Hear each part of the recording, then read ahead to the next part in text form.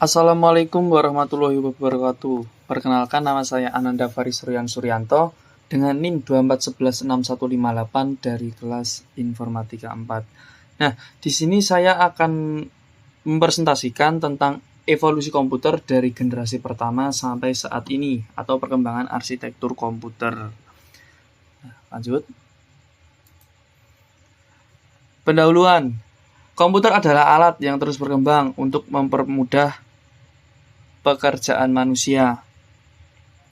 Evolusi komputer dibagi ke dalam beberapa generasi berdasarkan teknologi perangkat keras dan perangkat lunak. Setiap generasi ditandai dengan inovasi baru yang meningkatkan kecepatan, kapasitas, dan efisiensi. Nah, lanjut saja masuk ke generasi pertama. Nah, pada generasi pertama tahun 1940 sampai 1956.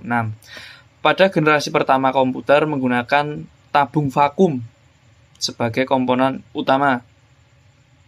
Ukurannya sangat besar, bisa memenuhi satu ruangan, dan yang pastinya membutuhkan listrik yang sangat besar. Adapun bahasa pemrogramannya yang masih dipakai masih bahasa mesin atau mesin language. Contoh komputer generasi ini adalah ENIAC atau UNIVAC. Namun kelemahan utamanya yaitu panas berlebih, konsumsi daya tinggi, dan yang pastinya lambat. Lanjut. Generasi kedua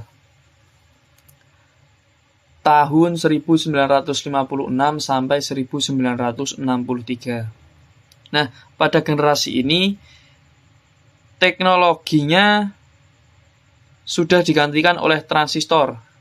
Nah, dari tabung vakum sudah diganti menjadi transistor. Dan bentuk komputer menjadi lebih kecil, lebih cepat, dan yang pastinya hemat energi. Bahasa pemrograman tingkat rendah, yaitu assembly dan Fortran atau COBOL. Contoh komputer pada generasi kedua adalah IBM 1401 dan IBM 7090. Lebih sering digunakan di universitas, bisnis, dan militer.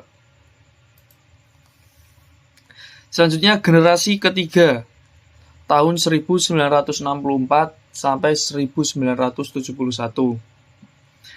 Generasi ketiga menggunakan Integrated Circuit atau IC. Dengan IC, komputer jadi lebih kecil ukurannya, kinerjanya lebih tinggi. Pada masa ini ada kemampuan multiprogramming atau dapat menjalankan lebih dari satu program sekaligus. Dan bahasa pemrograman seperti BASIC dan Pascal sudah mulai digunakan. Bahasa pemrograman BASIC dan Pascal ini merupakan bahasa pemrograman tingkat tinggi.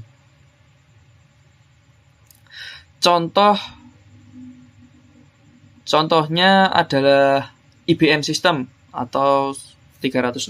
Oke, lanjut. Pada generasi keempat, yaitu tahun 1971 sampai 1980. Generasi keempat ditandai dengan munculnya teknologi mikroprosesor atau Intel 4001. Intel 4004 ini adalah mikroprosesor pertama. Nah, pada masa ini lahir personal komputer atau PC. Penyimpanan data juga mulai menggunakan floppy disk dan hard disk. Nah, contoh komputer generasi keempat adalah Apple II dan IBM PC. Komputer ini mulai dipakai untuk pendidikan, bisnis kecil, dan di rumah tangga. Lanjut. Generasi kelima tahun 1980-an sampai sekarang. Generasi kelima ini menggunakan teknologi VLSI atau Very Large Scale Integration. Sehingga jutaan transistor bisa dimasukkan ke dalam satu chip. Nah, pada masa ini juga muncul laptop, smartphone, dan tablet.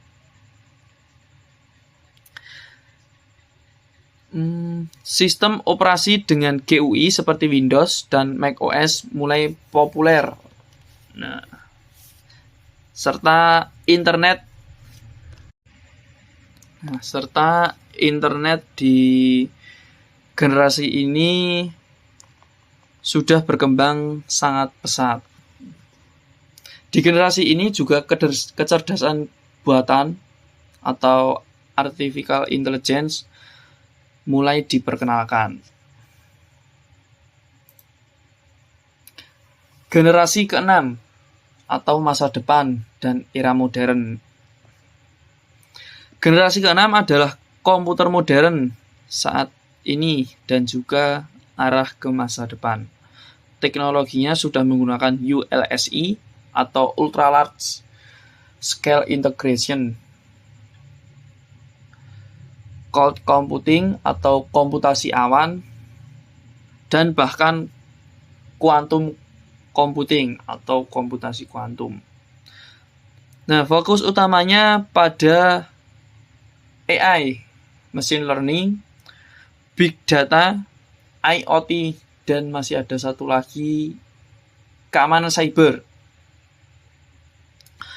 Komputer ini hadir dalam bentuk yang lebih kecil, lebih ringan, dan mobile. Perangkat komputasi cerdas ada di hampir semua aspek kehidupan dan bahkan ada di genggaman kita setiap hari. Nah, perkembangan arsitektur komputer. Kalau dilihat dari sisi arsitektur, komputer awal menggunakan arsitektur von Neumann yang terdiri dari CPU, memori, input, dan output. Lalu berkembang menjadi RISC dan CISC dalam prosesor modern. Kini kita mengenal multi-core CPU, GPU, untuk parallel processing. Serta perkembangan cloud computing dan quantum computing sebagai masa depan arsitektur komputer. Selanjutnya. Nah, kesimpulan. Komputer telah berevolusi dari tabung vakum besar hingga perangkat pintar dalam genggaman. Perubahan terjadi karena kebutuhan akan efisiensi, kecepatan, dan kapasitas yang lebih baik. Masa depan komputer akan didominasi oleh AI, komputasi kuantum, dan integrasi penuh dengan kehidupan sehari-hari. Oke, terima kasih. Sekian presentasi dari saya. Jika ada salah kata, mohon dimaafkan. Wassalamualaikum warahmatullahi wabarakatuh.